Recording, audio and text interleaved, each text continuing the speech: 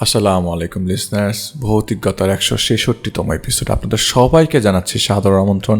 আমি ডক্টর আলিফ। আশা করছি আপনারা সবাই ভালো আছেন, সুস্থ আছেন এবং আপনাদের পরিবারের সবাই সুস্থ আছে। আমি আছি আমাদের মডারেটর নিয়ে। আমাদের সকল মডারেটররা আমাদের সাথে এই মুহূর্তে আছে এবং আপনাদের সবাইকে রিকোয়েস্ট করব যে আজকের কথাগুলো যদি একটু মনোযোগ সহকারে শোনেন তাহলে আমার মনে হয় সবার একটু ফায়দা হবে। আর ফায়দা হওয়ার থেকে সবচেয়ে বড় কথা হচ্ছে যে আমরা আসলে এমন কথাগুলো বলি না যেগুলোতে আপনাদের অনেক ক্ষতি হবে বা কিছু। আমরা চেষ্টা করি যে আপনাদেরকে সবসময় সত্য কথা জানাতে। অনেকে প্রশ্ন করে বুধবারে আপনারা কী ধরনের গল্প ঘটনা নিয়ে আসেন।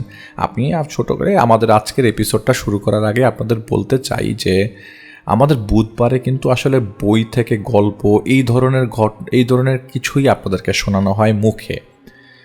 বৃহস্পতিবারে আমরা কোনো গল্প আপনাদেরকে শোনাই না, নর্মালি শোনাতে চাই না, কারণ এক্সেপশনাল কিছু কন্ডিশন বা কিছু ঘটনা বা মিসহ্যাপস ছাড়া আসলে বৃহস্পতিবারে আমরা চেষ্টা করি আপনাদেরকে সেসব ঘটনাগুলো বলার জন্য যেগুলো আসলে মানুষের জীবনে ঘটছে।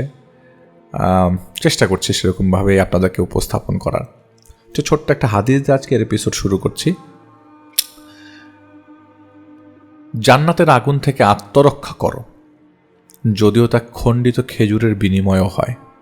কেউ যদি তা করতে সক্ষম না হয়, সে যেন অত্যন্ত ভালো ও সুন্দর ব্যবহার দিয়ে এবং সেটা দিয়ে হলেও যেন নিজেকে জাহান্নাম থেকে বাঁচায়। এটা সহিহ বুখারী এবং হাদিস নম্বর 6540। আমি আপনাদেরকে সেইটার সহিহ বুখারীর থেকেই বলেছি, কারণ সুন্দর ব্যবহারটা খুব ইম্পর্ট্যান্ট একটা জিনিস এবং আপনাদের কাছ থেকে আমরা সবসময় সুন্দর ব্যবহারটা এক্সপেক্ট করি। আমরা চাই না আপনারা আমাদেরকে কষ্ট দিন। এখন আমি চলে যাব কথায়। আসলে এই কথাগুলো না বললেই আসলে আমি শেষ করতে পারছি না। এবং আজকে আমাদের এপিসোডটি স্পন্সর করেছে, আসলে শুরু করার আগেই বলছে যে আমাদের আজকের এপিসোডটি স্পন্সর করেছে সুমিস লাইফ ইন ইউকে। অনেকেই দেখা যায় যে বাংলাদেশের থেকে ইউকে আসতে চান এবং ইউকে লাইফটা কীরকম হতে পারে, বা অনেকেই রেসিপি খোঁজেন। খুব সাবলীল রেসিপি দিয়েই আপা সেটি বানিয়েছেন। ওনার নাম সুমি এবং সুমিস লাইফ ইন ইউকে। আমরা তার ইউটিউব চ্যানেলের লিঙ্কটা দিয়ে দিব আপনাদেরকে। তো আমি চলে যাই সরাসরি ঘটনায়। যিনি আমাদেরকে ঘটনা পাঠিয়েছেন তিনি হচ্ছে রেফায়েত ভাইয়ের, আপনারা যাকে রেফায়েত ভাই হিসাবে চেনেন, আমরা আসলে তাকে রেফায়েত ভাই বলছি। রেফায়েত ভাইয়ের বড় ছেলে, তিনি আমাদেরকে পাঠিয়েছেন আমাদেরকে তার ঘটনাটা। তার নাম সুফিয়ান, ডাকনাম সুফিয়ান। তো আমরা তার ঘটনা শুরু করছি। আপনাদের সবাইকে বলবো একটু মনোযোগ দিয়ে শোনেন। হয়তো সেটা ঘটনা খুব ভয়ের ঘটনা না, আমরা একটা ছোট্ট ইনসিডেন্টের কথা শোনাবো আপনাদেরকে। আমি তথাকথিত রেফায়েত ভাইয়ের বড় ছেলে বলছি। ঘটা করে নিজের বাবার মৃত্যুর কথাকে ঘটনা করে বলছি না, বলছি একজন মানুষ তার আমাদের চোখের সামনে থেকে চলে যাবার কথা।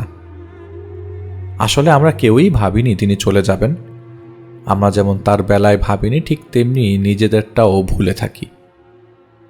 তাই তো, আমরা যেমন তার বেলায় তিনি চলে যাবেন ভাবিনি, ঠিক তেমনি আমাদের নিজেদের চলে যাওয়াটাও ভুলে থাকি সবসময়। আমার বাবা যদি আপনাদের সাথে কোনো ধরনের ভুল ভ্রান্তি করে থাকেন তাহলে আমার বাবাকে ক্ষমা করবেন। আমার আব্বার ঘটনার মধ্যে আপনারা মাঝে মাঝে আমাকেও পেয়েছেন। আমি সেরকমভাবে কারোর সাথে কথাবার্তা অথবা কারো আমার সামনে বার্তা নিয়ে আসা হয়নি। আমি হয়তো ওরকম স্পেশাল না, আসলে সবাই স্পেশাল হয় না। আমিও কারো অবয়ব দেখিনি, কিন্তু আমি অবয়বের করা অত্যাচারের সম্মুখীন হয়েছি, তারই বিবরণ দিতে চাই। আমি ইদানিং আব্বাকে স্বপ্নে দেখছি। আব্বা আমার সাথে কথা বলছে, একটা দরজা খোলা হচ্ছে আমার চোখের সামনে। আমি যখন স্বপ্নে দেখি আব্বাকে, তখন আমার ঘুম ভাঙে। আমার ঘুম থাকে না, আমি ঘুমাতে দেখি না, সাথে সাথেই ভেঙে যায়। পুরো ঘরে মনে হয় কেউ লাইট জ্বালিয়ে রেখেছে। সেটা দিনের বেলা হোক আর রাতের বেলা হোক, কেমন একটা চোখের মধ্যে আলোকিত অবস্থায় থাকে। লাইট জ্বালালে এত আলো হয় আমার জানা নেই। এই আলোটা আমার চোখ থেকে সরতে চায় না, তাই অনেকটা বাধ্য হয়েই আমি আপনাদের এই আলোর কথা বলতে চাই। 25 তারিখে আব্বা বিকালের দিকে, বলতে গেলে মাগরিবের আজানের আগেই চলে যান। এর প্রায় 5 দিনের আগের ঘটনা। এর আগেও বিভিন্নবার আপনারা শুনেছেন আপনার আব্বাকে হাসপাতালে নিতে হয়েছে। তার প্যারালাইজড পায়ের জন্য থেকে শুরু করে উচ্চ রক্তচাপ এবং আনুষঙ্গিক শারীরিক সমস্যার কারণে প্রায় সময় আমরা তাকে হাসপাতালে নিতাম। তার যখন কোভিড হয়েছিল তখনও আমরা এতটা টেনশন করিনি, কারণ যখনই তিনি অসুস্থ হতেন তাকে আমরা দেখতাম শক্ত মনে আল্লাহর কথা স্মরণ করছেন। কারণ তিনি বলেন, অসুখ হলেই দুয়া করতে থাক বাপজান, কবুল হইতে থাকব। যাই হোক, 20 তারিখের কথা। অন্য সব দিনের মতো সেদিনও তিনি জুম্মার নামাজ পড়েন। জুম্মার নামাজের পরপর বাসায় এসে ঘুমান। এটা আমি শুনেছি আমার ছোট ভাইয়ের থেকে। আমি ওই মুহূর্তে ওই দিন বাসায় ছিলাম না ওই সময়টায়। ঘুম থেকে ওঠার পর আমার আব্বা আমাদের সবাইকে বলেন, মাগরিবের পর তিনি আমাদের নিয়ে বসবেন। কেন বসতে চাইছেন আমরা তখনও বুঝিনি। আমরা সেই মাগরিব করি রাত 11টায়। মাগরিবে বসা হয়নি, আমি কাজে থাকায় মাগরিবে থাকতে পারি না। আমি যখন বাসায় আসি তখন আলিফ ভাই ইতোমধ্যে কল করেছেন। আব্বার সাথে তিনি কথা বলছিলেন। আমি আব্বার হাত থেকে মোবাইলটা নিয়ে স্পিকারে দিই, কারণ আব্বা আলিফ ভাইকে ঘটনা বলবেন। আমি সেটা ডিটেলস করে দিচ্ছিলাম, কারণ আব্বা কথা বললে কখনো পরিষ্কার বলতে পারতেন না। কিন্তু আলিফ ভাইয়ের মধ্যে একটা অসম্ভব গুণ ছিল, তিনি যখনই কথা বলতেন আব্বা যাই বলতেন তিনি না স্পষ্ট 95% বুঝে যেতেন। কিছু কিছু শব্দ আব্বার আটকাতো, কিন্তু আলিফ ভাইয়ের সমস্যা হতো না। কথা শেষ হয় প্রায় 40 মিনিট পর। আব্বা আমাকে বললেন, আমার পাশে বসো। আমি বসি। আব্বা বললেন, আমার ঘরে তুই আর তোর পরিবার থাকবি, এই ঘর পরিষ্কার রাখবি, মাথার দিকের দরজাটা খুলবি না, যদি এটা খোলা থাকে ভেতরে উকি দিবি না, এবং খুললেও সেইখানে সুগন্ধি ব্যবহার করবি। আমার ঘরে প্রতিদিন শব্দ করে আজান দিবি, মাগরিবের ওয়াক্তে দিলে ভালো। ওস্তাদরা এই দরজা দিয়ে প্রবেশ করে, তারা আসলে শব্দ পাবি, তবে শব্দ পেলে ভয় পাবি না। আমার কাপড় চোপড় সব গরিবদের দিয়ে দিবি। আচ্ছা শুন, সায়দাবাদের অমুক, ওকে 850 টাকা দিবি, না ওকে 1000 টাকা দিস। ভুলতায় অমুককে 5000 টাকা দিবি। এরকম করে তিনি আরও 7-8 জনের নাম বললেন। কিন্তু অবাক করা বিষয়, এর আগে তিনি এরকমভাবে কারোর নাম আমাকে বলেননি। তিনি বললেন তার এই টাকাটা তার কাছে, তারা এই টাকাটা তিনি তার কাছে ধার চেয়েছে। মানে যাদেরকে দিতে বলেছেন তারা আসলে আমার আব্বার কাছে টাকাটা ধার চেয়েছে। এবং এটা বললেন এই টাকার প্রতি তার কোনো দাবি নাই। তার জমি জমা তিনি আগেই তার নাম থেকে সরিয়ে ফেলেছেন। তিনি সেই দিনই বলেছেন তিনি আমার দাদাকে ক্ষমা করেছেন, আমাদের আত্মীয়দেরকে ক্ষমা করেছেন, এবং সকল আত্মীয়দের কাছে তিনি ক্ষমা চাইবেন। আমি বুঝতে পারছি তিনি কেন এসব বলছেন। আমি লিখছিলাম ছোট্ট কাগজে আর চোখের পানি ফেলছিলাম। আমার আব্বা আমাকে বললেন, আলমারিটা খোল। আমি আলমারি খুলি। আপনাদেরকে বলতে চাই, এই আলমারি খোলার পারমিশন আমাদের কারো ছিল না। এটা খুলতেও আমরা কখনো আব্বাকে দেখিনি। এই আলমারির চাবি কোথায় থাকে আমরা জানতাম না। আব্বা আজকে আলমারির চাবি আমাকে দিলেন। ইভেন আম্মা যখন মারা যায় তখনও আমরা এই আলমারিটা খুলিনি। আমি আলমারিটা খুললাম। আলমারিটা খুলতেই যখন উপরের দিকে তাকাই দেখলাম একটা শাড়ি। আব্বা বলছে, ওইটা তোর দাদির শাড়ি, এই শাড়ির মধ্যে নাকি বিষ মাখানো আছে। আমাকে খুব জোর করায় বললেন এটা যেন আমি কালই পুড়িয়ে ফেলি, এবং এটা যেন পুড়িয়ে ফেলার পর আমি আব্বাকে জানাই। আমার আব্বা কখনো ময়লা কাপড় পরতেন না। কাপড় একটু দাগ পড়লেই তিনি তা ধুয়ে ফেলতেন। এখন সব পাঞ্জাবি বলছেন গরিবদের দিয়ে দিতে, এবং নিচে একটা সিন্দুকে কিছু কাপড় আছে, এগুলো কাফনের কাপড়, যা তিনি অনেক আগে কিনে রেখেছিলেন, তা দিতে বললেন তার হাতে। আমি তার হাতে না কাফনের কাপড়টা দিই। তিনি কাফনের কাপড়টা দেখে অস্বাভাবিকভাবে আল্লাহ আল্লাহ করে কাঁদতে লাগলেন। আমি এইভাবে তাকে কাঁদতে দেখিনি। আমার হাতে তিনি আবারও সেই কাফনের কাপড়টা হাতে দিলেন, বললেন রেখে দে।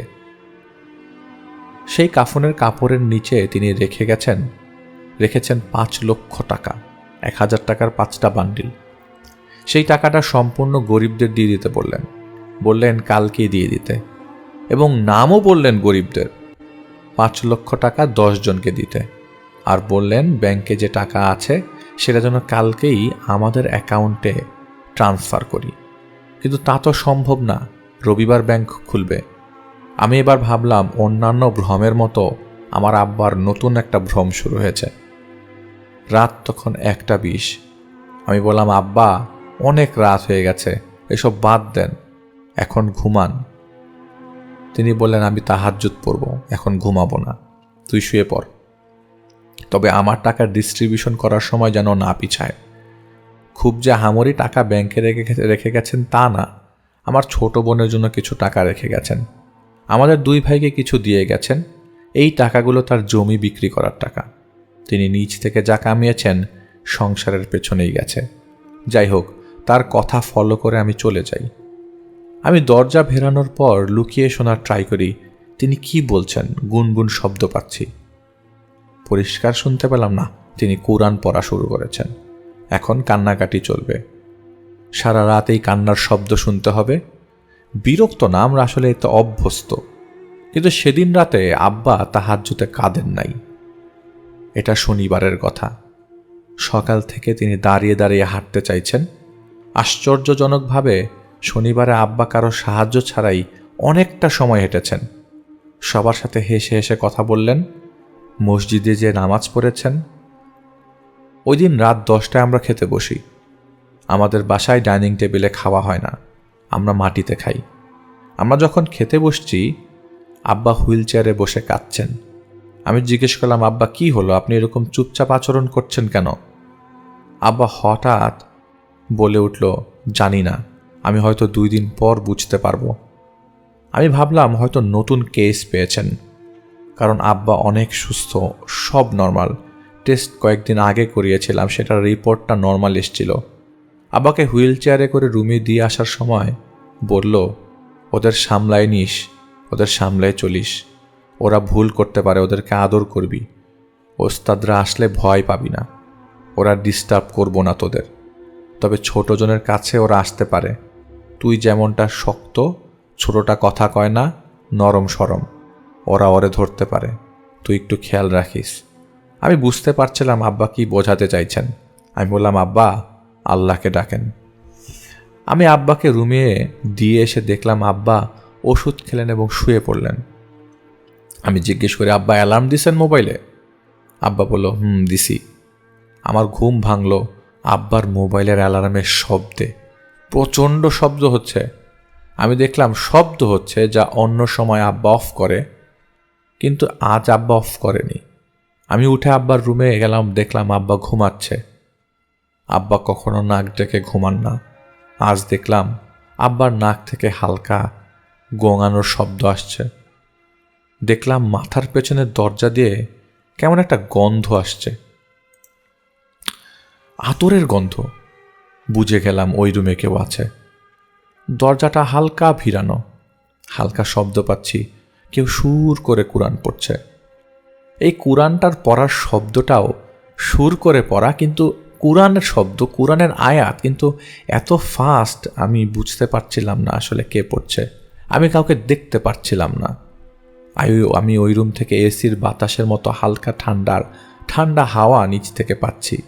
দরজার ফাঁক দিয়ে পা রাখলে যেরকম এসির বাতাস আসে, ঠিক ওরকম ঠান্ডাটা আমার শরীরে লাগছিল। আব্বাকে দেখলাম, আব্বা আব্বা নামাজ পড়বেন না তাহাজ্জুদের? আমি হাত রাখলাম আব্বার হাতে। আমি দেখলাম আব্বার হাত ঠান্ডা, আব্বার পা ঠান্ডা। আমি বুঝতে পারছিলাম না ঠান্ডা কেন এরকম। 2টা লেপ গায়ে দিয়েছে। হ্যাঁ, শীত ছিল ওই দিন, কিন্তু আব্বার তো রুমে হিটার ছাড়া, রুমের মধ্যে গরম ভাব আছে। আব্বা আসলে ঠান্ডা সহ্য করতে পারতেন না, তাই সোয়েটার পরেই ঘুমিয়েছিলেন। আব্বাকে আমি আবার ডাকি। আব্বা চোখ খুলল, কিন্তু চোখটা না কেমন ভয়ে ভয়ে খুলল। তারপর হুড়মুড় করে উঠতে যেয়ে আর উঠতে পারল না। আমাকে ইশারা করলো চলে যেতে। তিনি নামাজ পড়বেন একা একা, তিনি ইশারায় বোঝালেন। আমি চলে গেলাম। ফজরের আজান হলো। আমি মসজিদে যাওয়ার সময় আব্বাকে দেখলাম। আসলে বাইরের সবাই আব্বার আচরণে বোকা হয়ে তাকে খেয়ালে রাখছিলাম আমরা। আসলে আব্বার আচরণেই বোকা হয়ে গেছিলাম।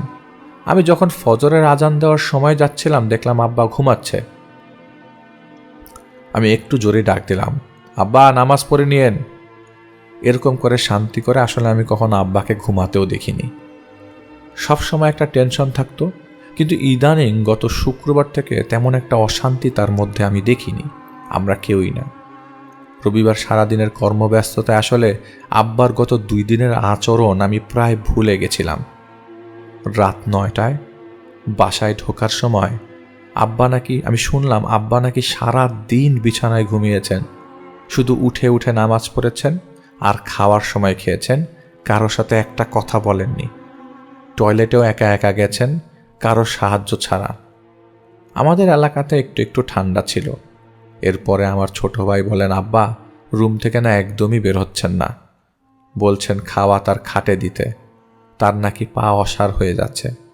তবুও তিনি চেষ্টা করেছেন রুমে হাঁটবার। সন্ধ্যার দিকে অনেক পানি খেয়েছেন, তার নাকি গলা শুকিয়ে আসছিল কিছুক্ষণ পরপর। অনেকটা 5 মিনিট পরপর 1 গ্লাস পানি দিতে হয়েছে। পরে একটা সময় দিতে দিতে এই জগটাই খাটের পাশে দিয়েছিলাম, সেই জগটাও নাকি 20 মিনিট পর ভরে দিতে হয়েছে। আব্বা নামাজ আজকে দাঁড়িয়ে পড়তে চাইছিল, এটা তিনি অনেক দিন চাননি, কিন্তু ব্যালেন্স করতে পারেননি, তাই বসেই পড়েছেন। আব্বা নাকি আজকে মাংস আর রুটি খেয়েছে। আব্বার গরুর মাংসে অ্যালার্জি আছে, তারপরেও নাকি অনেকটা জোর করে খেয়েছে। এটা শুনে আমার মেজাজ খারাপ হয়ে গেল। আব্বা শুরু করেছেটা কি? নতুন কেস পেলে কি মানুষ এরকম করে?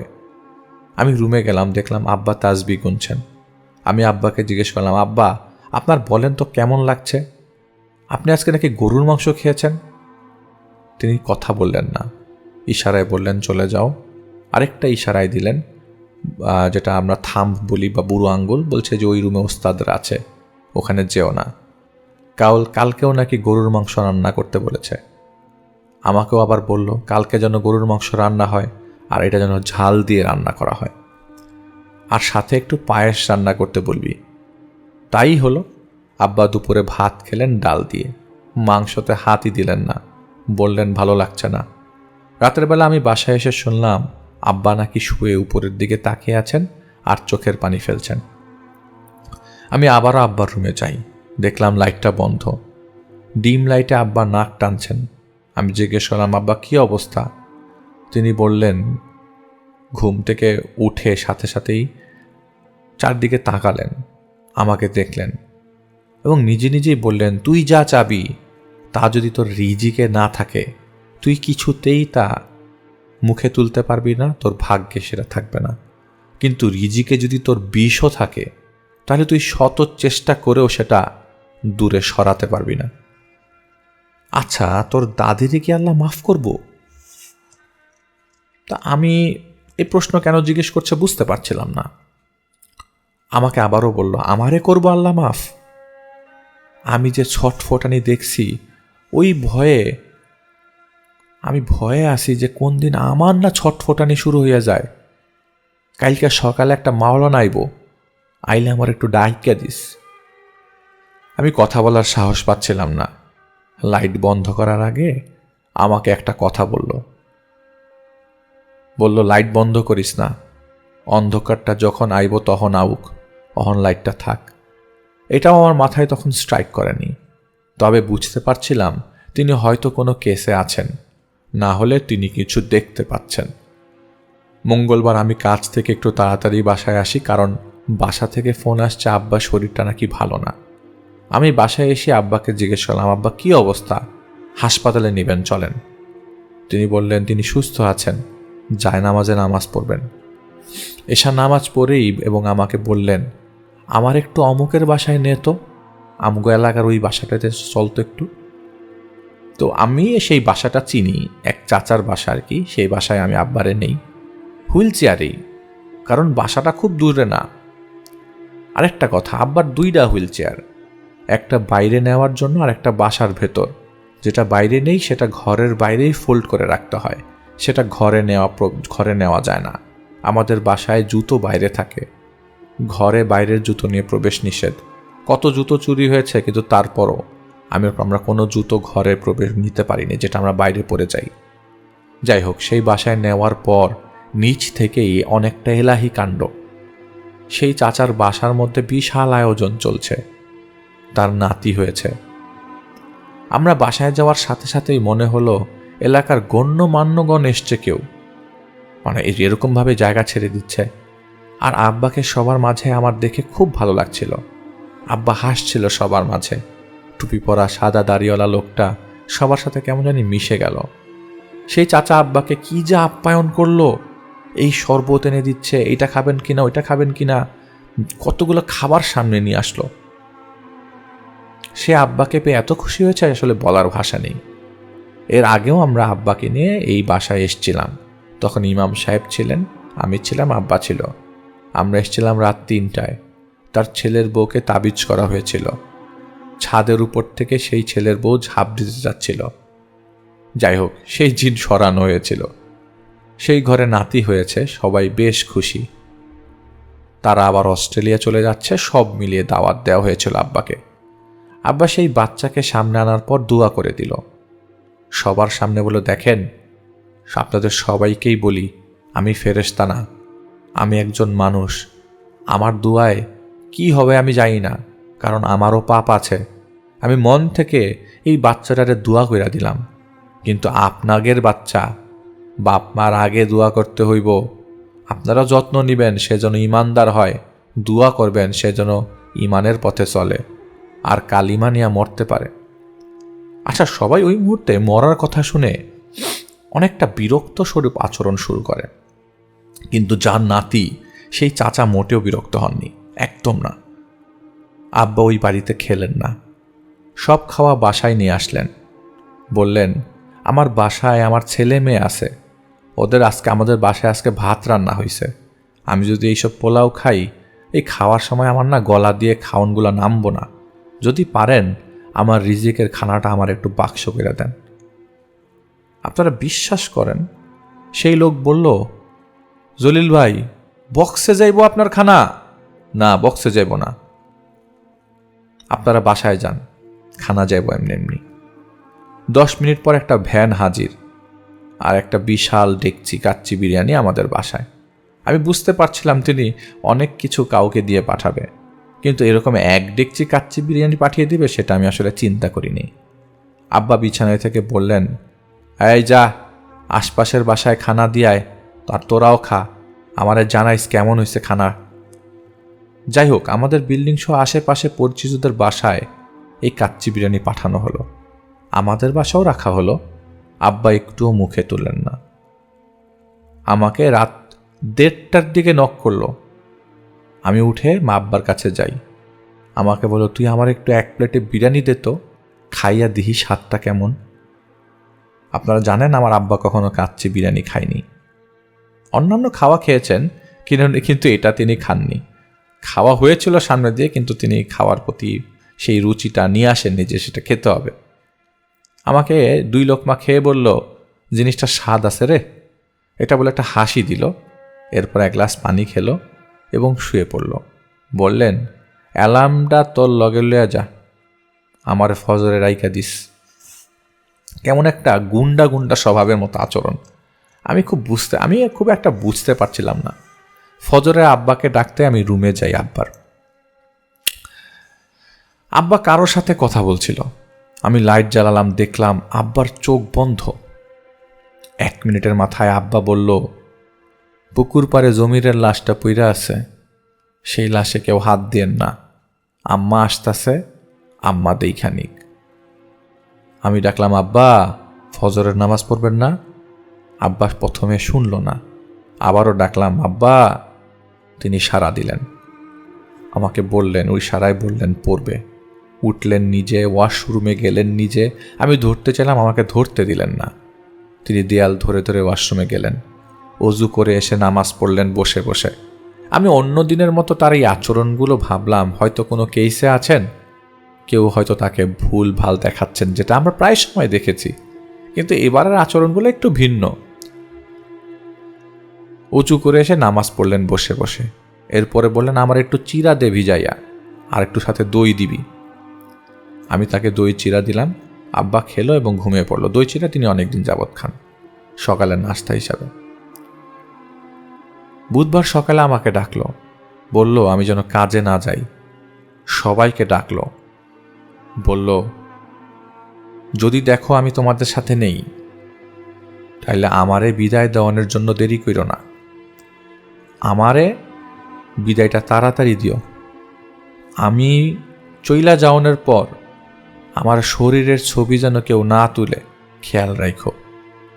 ওইদিকে আমার বোনের তখন কান্না শুরু হয়ে গেছে।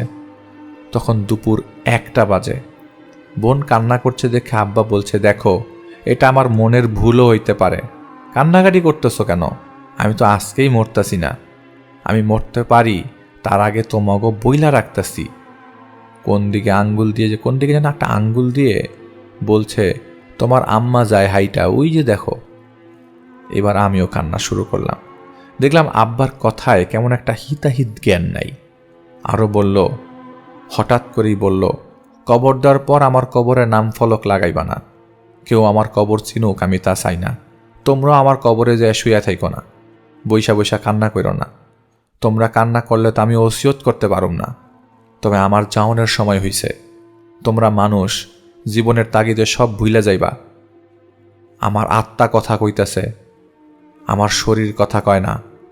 আমার শরীরের উপর তোমগো মায়া, আমার শরীর জড়াইয়া কানবা তোমরা। আরে মায়া করলে আমার কলম আমার আত্মারে কর, আমার আত্মা কষ্ট পাইব এমন কিছু কইরো না তোমরা। আমার আত্মা কবরে যাইব না, কবরে যাইব শরীর। আত্মা সেই জায়গায় যাইব যেই জায়গায় তার যাওনের কথা। ওস্তাদরা আইলে তোমরা ভয় পাইও না। আমি কইয়া দিছি যেন তোমগো এই বাইত আইয়া না জ্বালায়। তবে তারা আইব, তারা আমার কথা শুনবো না। রাস্তায় কেউ অসহায় হইলে তোমরা তার লগে তাচ্ছিল্যর ব্যবহার করো না, কারণ সেও মরব।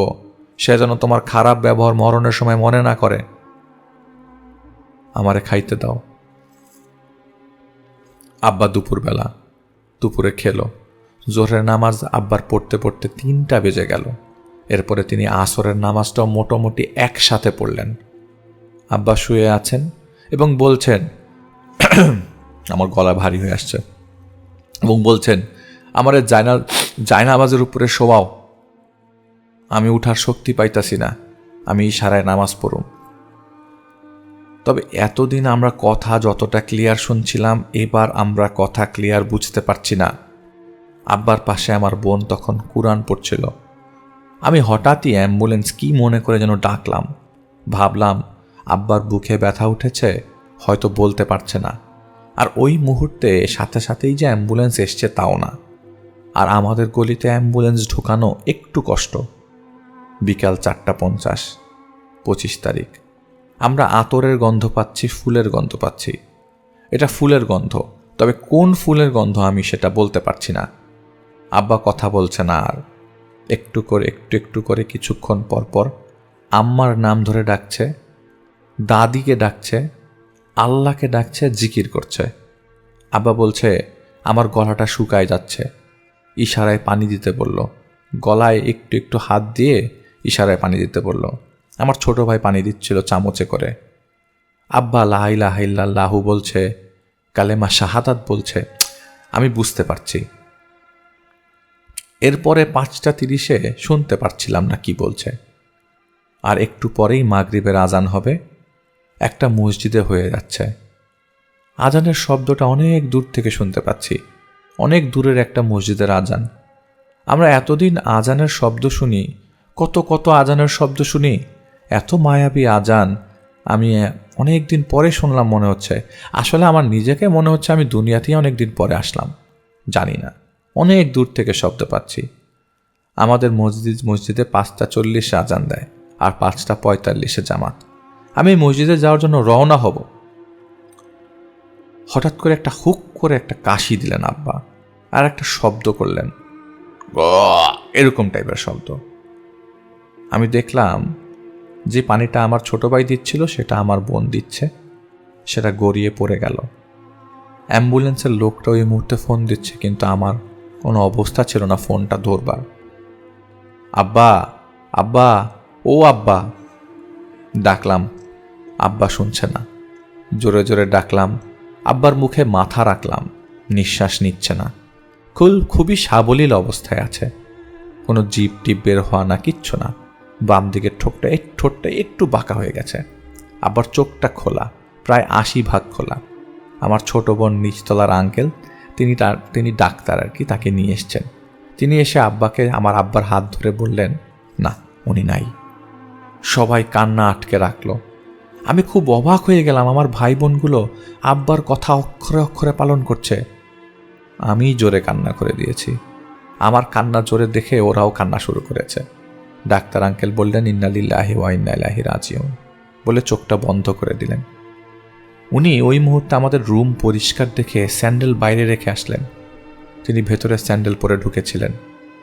আমি বাইরে যেয়ে অ্যাম্বুলেন্সের লোককে বললাম, আব্বা মারা গেছে, আমাদের দাফন কাজটা তাড়াতাড়ি হবে। যদি আপনি থাকেন তাহলে এখান থেকে 10 মিনিটের দূরত্বে কবরস্থান, মসজিদ থেকে আমরা সেখানে নেব। যদি আমাদের সাথে যেতেন খুব উপকার হবে। তিনি বললেন, আপনারা গোসল করান, কোনো সমস্যা থাকলে আমাকে বলেন, আমিও গোসল করাতে পারি। আমি বললাম, আপনি একটু আমাদের সাথে উপরে আসেন, আপনার একটু সাহায্য দরকার, আমরা আব্বাকে নিচে নামায় নিয়ে আসবো গ্যারেজে। উনি আমাদের সাথে উপরে আসলেন, আমার সাথে আমার আব্বাকে ধরলেন। আব্বার মুখটা আমরা ঢেকে দিলাম, আব্বার শরীরটা আমরা ঢেকে দিলাম, কারণ আব্বার কোনো কিছুই আমরা কাউকে দেখাতে চাইছিলাম না। আমাদের গ্যারেজে 10 মিনিটের মধ্যে আমরা আব্বার গোসলের ব্যবস্থা করি। ইতোমধ্যে মসজিদে এলান হয়ে গেছে। আমার ছোট ভাই অলরেডি মসজিদ থেকে একটা খাট নিয়ে আসার চেষ্টা করছে, কিন্তু আমরা যেহেতু অ্যাম্বুলেন্সে নিব, আমরা খাট আনতে মানা করে দিই, বলে দিলাম খাটটা নিয়ে যেন সে কবরস্থানে যায়। আমার ছোট ভাই করেছে সেটা। বাসায় মুহূর্তের মধ্যেই লোকজন ভরে গেল। আমরা আব্বাকে নিয়ে গ্যারেজে নিয়ে আসলাম মহিলাদের থেকে দূরে সরাতে। আসলে আব্বাকে গ্যারেজে নিয়ে আসার সাথে সাথেই মানুষ ভরে গেছে। আজকাল এটা সচরাচর দেখা যায় না, কেউ মারা গেলে কেউ আসে। আসলে পাশের ফ্ল্যাটে কেউ মারা গেলে আলিফ ভাই একদিন বলেছিলেন, পাশের ফ্ল্যাটে কেউ মারা গেলে এখন কেউ যায় না, যে দেখে না কে মারা গেছে। তা আব্বা মারা যাওয়ার পরপর এলাকার লোকজনরা আমাদের বাসা ভিড় করা শুরু করে দেয়। ইতোমধ্যে 4টা চাদর নিয়ে আসলাম। 4টা চাদর নিয়ে এসে টাঙিয়ে ফেলা হলো এবং গোসল করানো হলো। গোসল করানোর সময় সে অ্যাম্বুলেন্স ড্রাইভার আমার সাথে ছিলেন, আমি গোসল করাতে পারি। আমাকে অ্যাম্বুলেন্সের ড্রাইভার জিজ্ঞেস করলেন, উনি কি কোনো আলেম? আমি বললাম, না, উনি আলেম না, উনি একজন মানুষ, ওনার ঈমান অনেক শক্তিশালী ছিল। আমরা গোসল হওয়া মাত্রই অ্যাম্বুলেন্সে করে সাথে সাথে আব্বাকে মসজিদে নিয়ে যাই। পুরো মসজিদ ভরে গেছে। যখন মানুষ শুনেছে জানাজা ওই তাড়াতাড়ি হয়েই চলে যাবে কবরস্থানে, কেউ ওই সময়টা মিস দিতে চায়নি। কবরস্থানে মানুষের ধাক্কায় আমি নিজেই ঢুকতে পারছিলাম না ওই জায়গাটায়, আব্বার কবরের কাছে। কবরে নামতে ইচ্ছা করছিল না, কিন্তু আত্মা তো যেখানে যাওয়ার চলে গেছে, শরীরটাকেই এখন ওইটার উপরে মায়া কাজ করছে, সেটা থেকে মায়া সরাতেও পারছি না। আসলে আমরা মানুষ তো, চাইলেও সব মায়া সাথে সাথে সরাতে পারবো জিনিসটা তা না। আব্বার কথাগুলোই কেমন একটা অদ্ভুত কথা। মানুষ তো আমরা, মায়ায় ভরা। কবরে আমার ভাই বসে পড়েছে, ও উঠবে না, ওকে জোর করে লোকজন তোলে, ও কাঁদছে না কিন্তু ও উঠবে না। যাই হোক, আমার আব্বার দাফন শেষ অনেকটা 3 ঘন্টার মধ্যেই। আব্বা চলে গেল। বাসায় ফেরার পথে অ্যাম্বুলেন্সের পেছনেই ফিরলাম, চাদরখানা নিয়ে ফিরলাম। যেই গলির ভেতরে অ্যাম্বুলেন্স ঢোকাতে পারে না সেই লোক আমাদেরকে একদম বাসার সামনে পর্যন্ত নিয়ে আসলো। অ্যাম্বুলেন্সের ড্রাইভারটাকে বললাম, ভাই কত দিব? তিনি উত্তরে বললেন, ভাই আপনাদের বাসা থেকে আমাকে কি 1 গ্লাস পানি খাওয়াবেন? আমি উপর থেকে নিয়ে আসলাম পানি খেয়ে তিনি বললেন, আজকে আসি, ভালো থাকেন, আপনার আব্বার জন্য অনেক দোয়া থাকলো। 1 টাকা না নিয়ে চলে গেল। ওনার নাম্বারটা আমার আছে। বাসায় ঢুকে দেখলাম এমন মানুষ যাদের আমি আগে কখনো দেখিনি। সবাই সম্পত্তির কথা জিজ্ঞেস করছে। মানুষ সম্পত্তির দাস, ভালো লাগে না, এজন্যই আব্বা ওনাদের থেকে দূরে থাকতেন। আমি আব্বার ঘরে যেয়ে শুই। ওই দিন রাতে আমি ঘুমাতে পারিনি। মরা কুকুর যেভাবে কাঁদে সেই ধরনের শব্দ, সেই কান্নার শব্দ পাশের রুম থেকে আসছে। সেটা একটা স্টোর রুম, আব্বার পাশের রুমটা খুব বড় না, সেখানে একজন মানুষ নামাজ পড়তে পারবে। আপনার ঘরের পাশে একটা স্টোর রুম একদম পাশেই, সেটার থেকে যদি এরকম কুকুর যেভাবে কাঁদে সেরকম কান্না পান, আপনার কি ভয় লাগবে সেদিন? আর সেদিনই আপনার বাবা মারা গেছে। এত শব্দ, একটা কুকুর না অনেকগুলা, পাশ থেকে সেই শব্দ আসছে। আমার ভাই বোনরা অন্য রুম থেকে পাচ্ছে, কিন্তু আমি আমার এই রুম থেকে পাচ্ছি। আমারই খাটের পাশে মনে হচ্ছে কেউ তলোয়ার ধার করছে, একজন করছে না, অনেকেই তলোয়ার ধার করছে। কেমন একটা রাগের শব্দ। কয়েকদিন ঘুমাতে পারিনি। আমার স্বপ্নে ওস্তাদরা আসছেন, কি একটা দরজা খুলে আমাকে দেখাতে চাইছে।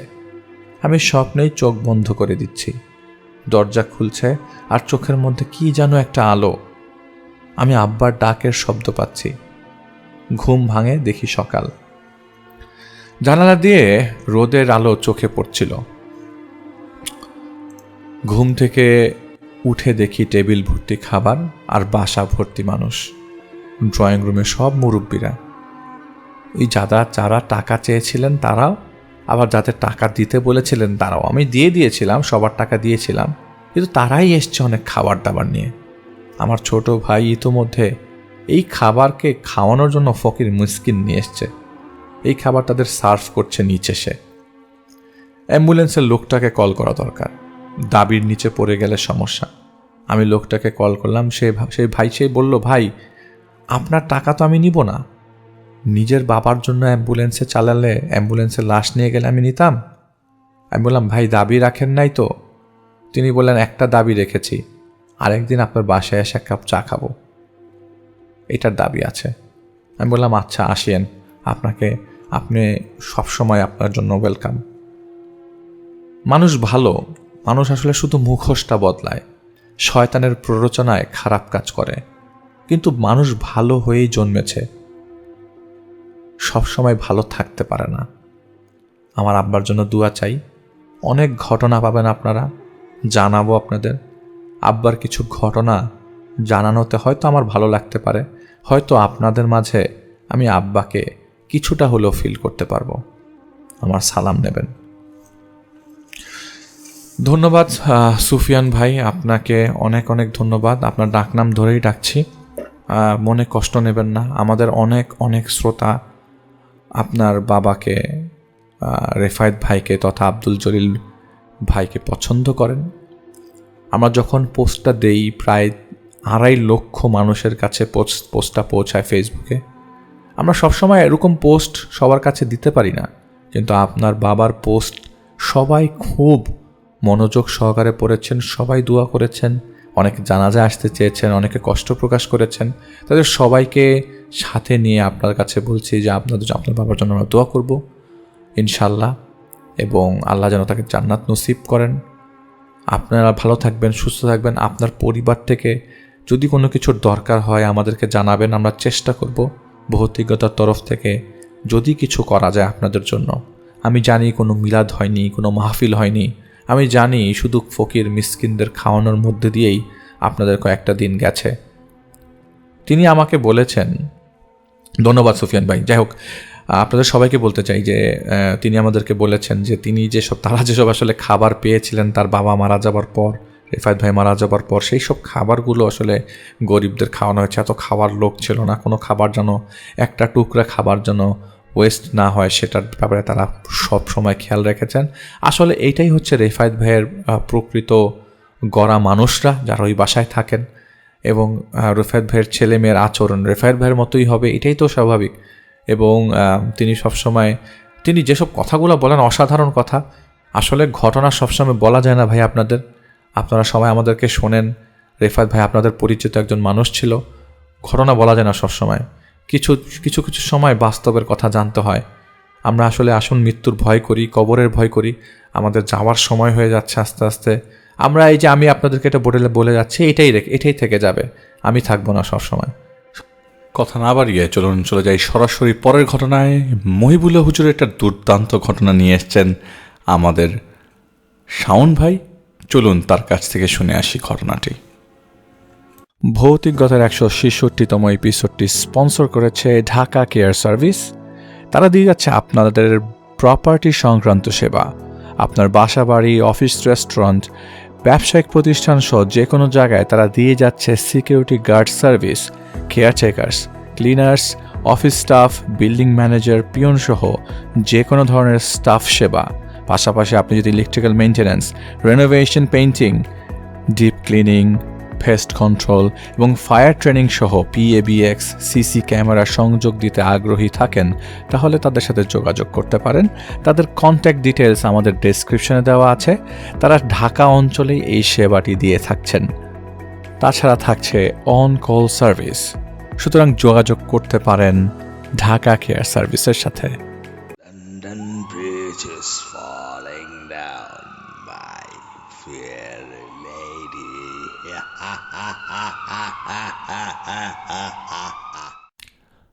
আমাদের কাছে আপনার ঘটনা পাঠাতে চাইলে আমাদের ইমেল অ্যাড্রেসটি নোট ডাউন করুন। That is PHOUTIGGOTA ভৌতিককথা@gmail.com। আপনারা চাইলে আপনার ঘটনাটি লিখে অথবা আমাদেরকে রেকর্ড করে পাঠাতে পারেন। যদি লিখে পাঠান তাহলে অবশ্যই আপনার ঠিকানা এবং আপনার ফেসবুকের অ্যাড্রেস দিতে ভুলবেন না। আর যদি ভয়েস মেল পাঠান তাহলে অবশ্যই ব্যাকগ্রাউন্ড নয়েজ দেখে ভয়েস মেলটি আমাদেরকে পাঠিয়ে দেবেন সরাসরি আমাদের ইমেল অ্যাড্রেসে। আপনারা চাইলে আমাদের ফেসবুক পেজ, আমাদের টুইটার পেজ, আমাদের ইনস্টাগ্রামও জয়েন করতে পারেন।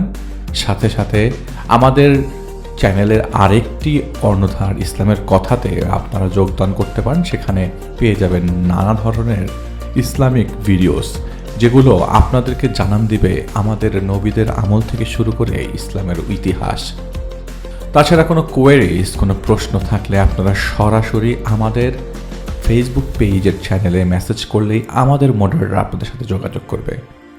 আর যদি চিন্তা করছেন ঘটনা পাঠাবেন কিন্তু পাঠাতে পারছেন না, তাহলে সরাসরি আমাদের হোয়াটসঅ্যাপ নাম্বারে জাস্ট একটি ছোট্ট মেসেজ দিলেই আমাদের মডারেটর থেকে কেউ না কেউ আপনার সাথে যোগাযোগ করে আপনার কাছ থেকে ঘটনাটি নিয়ে নেবে।